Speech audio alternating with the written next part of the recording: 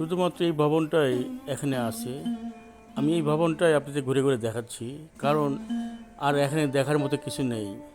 শুধুমাত্র ইতিহাস হয়ে এই ভবনটা দাঁড়িয়ে আছে। তাও কতদিন থাকে ঠিক জানা নেই, কারণ এই বাড়িটা এখন হয়ে গেছে বেদখল। তারা মানে ওনারা কত বছর শাসন করছে? এই জমিদারের নাম ছিলেন কি? ওনার বাড়ি ছিল, জমিদার ছিল, খাজনা ঠাজনা আদায় করছে, এই তো আচ্ছা, অনেক দিন। মানে ওনার নাম ছিলেন কি? নাম আছে ক্ষীরচন্দ্র রায়। এমনি আপনাদের ওনাদের কোনো বংশধর এখনো আছে? না, এই নামে ভারতে সব, বাংলাদেশে কেউ নেই। আচ্ছা, মানে কেউ নেয় না। তাহলে এখন এগুলো কি সরকারি দখলে চলে গেছে, না এমনি তাদের কেউ আত্মীয়স্বজন রাখছি?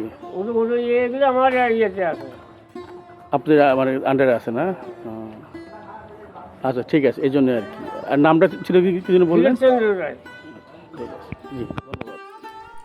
আমি এখন